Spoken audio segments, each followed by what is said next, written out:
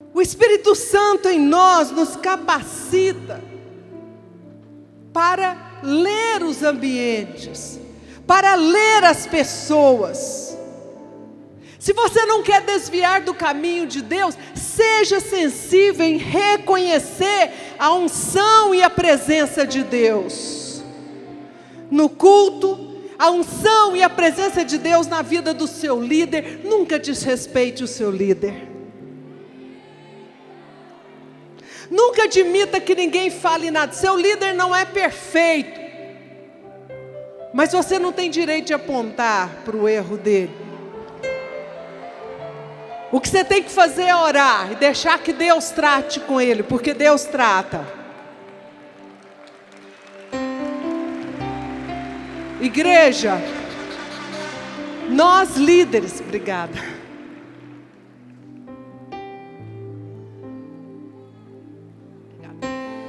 Nós líderes não precisamos de dedo apontado. Nós precisamos do seu amor. Nós precisamos do seu entendimento, porque nós somos falhos. E muitos líderes desanimam, por quê? Porque eles dão a vida, dão o seu tempo, dão o seu dinheiro, e tudo que eles recebem é dedo em riste. Mas na nossa terra não vai ser assim. Seja um homem, uma mulher, um jovem grato. Grato por aquele que te aconselha, por aquele que te anima, por aquele que tira você do seu comodismo. Quero ouvir um amém. Reconheça a voz de Deus na vida do seu líder. E no livro de Samuel, nós temos um exemplo muito claro sobre essa percepção da presença de Deus. Tem a ver com a arca de Deus. Você sabe que a arca da aliança representava a própria presença de Deus no meio do povo de Israel. A arca ficava no Santo dos Santos, dentro do tabernáculo. Isso simbolizava que Deus estava no meio do seu povo. Quando a arca saía à frente do exército, era vitória garantida. Quando a arca saía na frente do povo, Israel não precisava lutar, porque os céus lutavam por ele. Isso é maravilhoso. Quando a presença de Deus está em nossas vidas, os anjos trabalham por nós. Os anjos vão à sua frente. Quantos querem os anjos trabalhando para você? Que bênção. Eu quero.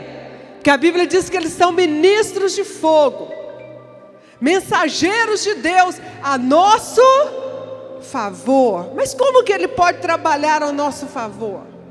E teve um acontecimento muito marcante na época do 13º juiz de Israel, que era o sacerdote Eli.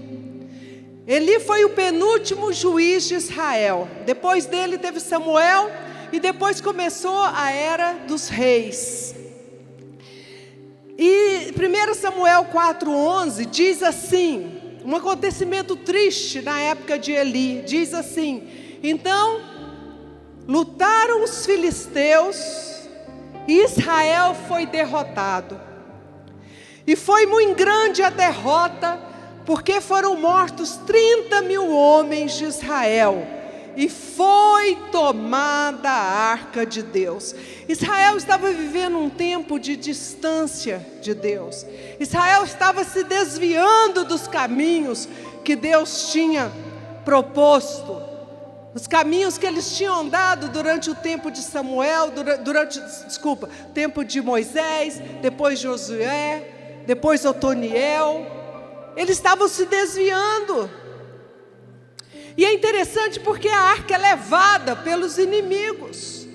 Porque os filisteus sabiam que aquela arca, aquele objeto era como um Deus para os hebreus. E que aquela arca dava vitória. Então eles levaram aquela arca. E a Bíblia diz que quando a arca vai para terra dos filisteus, eles colocam a arca na casa de Dagom, porque era um utensílio santo, sagrado, coloca junto com o Deus deles.